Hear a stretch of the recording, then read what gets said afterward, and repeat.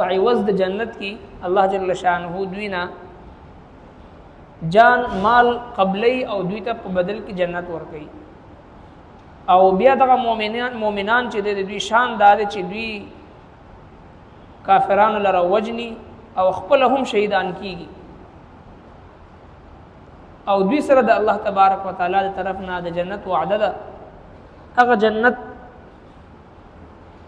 چې داغي وعده په تورات کې په انجیل کې او په قران کې دوی سره کړی شوی دي. چا چې خپل وعده پوره کړه د الله سره ناغوی د پاره زیری دی خوشخبری ده چې دوی بهترین تجارت یو هم دا ډیره لویه کامیابی ده. او دا کامیاب خلق څوک دی؟ ذالک هو الفوز العظیم. لویه کامیابی ده. د دې کامیابی حاصلون کې خلق څوک دی؟ د الله رب کائنات په نسبت باندې کامیاب خلق څوک دی؟ اوس دغه کامیاب خلقو مجاهدینو مخلصینو مؤمنانو او متقیانو پرهیزګارانو خلقو علامات خصلتونه او عادات او صفات الله جل شانه په دې آیت مبارکه کې ذکر کړي. منګو تاسو لپاره ترغیب دي چې مؤمن بنده کچري کامیابی دل غواړي نجات غواړي د رب العالمین په حضور کې سرخرو کېدل او کامیابی دل غواړي او د الله رب العالمین په محبوب او بندگانو کې ځان راوستل غواړي. حضرات صحابه کرامو په شانتي کامیابی او کامرانی او عزت او نجات او جنت هغه مقام حاصلول غواړي نو دا صفات په ځان کې پیدا کا. د کوم صفاتو د وجه نه چې الله رب العالمین هغه ته دغه مقام ورکړو هغه صفات کم دي؟ هغه صحابه کرامو صفات او هغه مجاهدین اسلام هغه صفات او هغه صفات چې د کوم صفاتو د برکته رب کائنات صحابه کرامو ته هغه عظیم مرتبه نصیب فرمایل چې هغه قرآنی شخصیات وګرځیدل. هغه صفات هغه کې لومبي صفت دا ده چې التائبون دوی توبه کوونکي، العابدون عبادت کوونکي، الحامدون حمد ثنا بیانونکي، السائحون رجنونکي، الراکعون رکوع کوونکي، الساجدون سجده کوونکي، الآمرون بالمعروف حکم کوونکي د نیک کار، والناهون عن المنکر او منع کوونکي د بد کارنا، والحافظون لحدود الله او حفاظت کوونکي د الله د حدودو، وبشر المؤمنین او زیر ورکا مسلمانانو ته.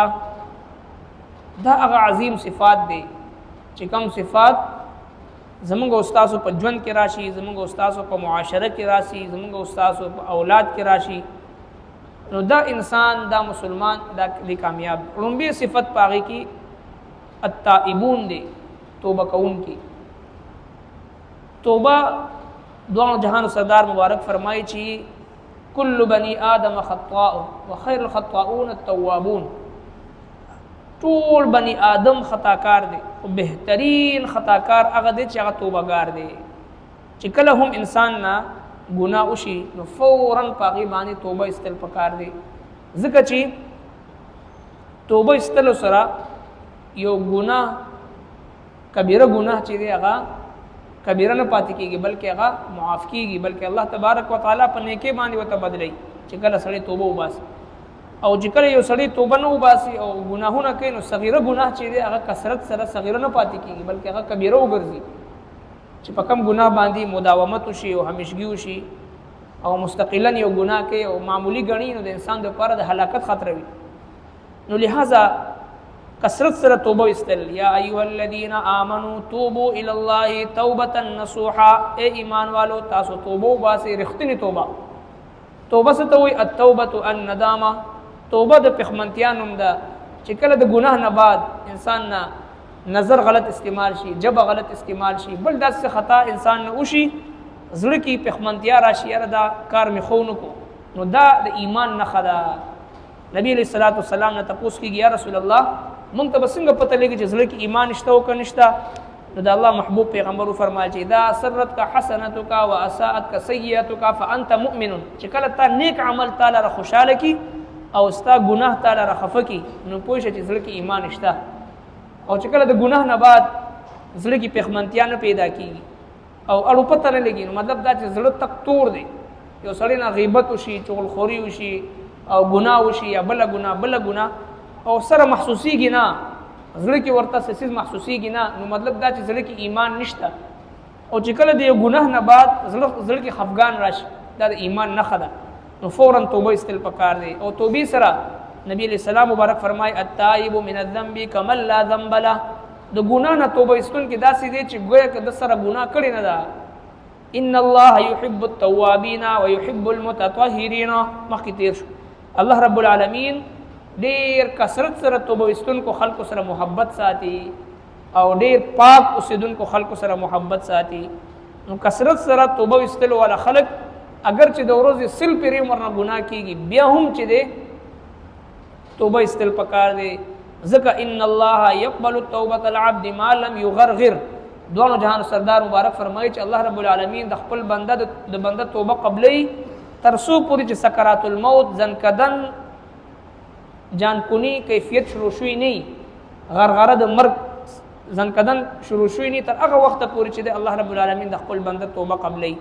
نو لہذا د الله چې کوم محبوب بندگان دي، مخلص بندگان دي، وړومبي نښه ده التائبون، دوی توبه کوونکي دي. دویم العابدون، عبادت کوونکي. الحامدون، حمد ثنا کوونکي، په ناسته په ولاړه په ملاسته په هر حالت کې د الله جل شانه چې د حمد ثنا بیانولو والا، د الله تعریف بیانولو والا. چې کله هم بنده ته مکمل شي پکار ده چې د الله رب العالمین حمد ثنا بیان. او یو لمحه چې زموږ استاد د ژوند تیریږي لګیا دی او مونږه په سهولت سره ساره خلو راکاګو وجود ته او بیا بهر راو باسو، دا د الله رب العالمین په دې باندې شکر ادا کول پکار دی. د دې نعمت قدر الله مونږ ته پته ولګي چې کله مونږ هسپتال ته لاړ شو، ښکلي نوجوان او صحتمند خلک دغه ساره خپلو دپاره د وینټیلیټر محتاج وي، د اکسیجن ماشین محتاج وي، د سلنډر محتاج وي، بغیر د هغې نه ساه نشي راښکلي، او اړخ بدلولو دپاره د بل محتاج وي. او موږ او تاسو په خپل نعمتونو باندې شکر ادا کړو چې د شپې وده شو او سحر راپاسو. د دې قدر هغه خلکو نه تپوس وکړو چې کوم خلک د پریشانۍ نه، د ټینشن نه، ډپریشن نه، د بیمارۍ نه ټوله شپه خوب نشي کولی، ټوله شپه لوغړېږي. د دې شپې قدر هغه چاته پته لګي چې چا شپه په شوګیره باندې تېر کړې وي. نو الحامدون، حمد و ثنا د الله رب العالمین په هر حال کې مسلمان بیان کی. السائحون، روزه نیونکي.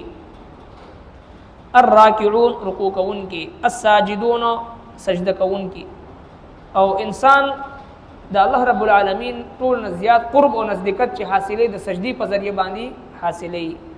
هغه صحابي ته نبی علیه الصلاۃ والسلام په یو موقع باندې د ډېر مینې او د محبت نه د الله محبوب پیغمبر ګوري چې تهجد ټیم دی او یو نوجوان صحابي د الله د محبوب پیغمبر په خدمت کې دی.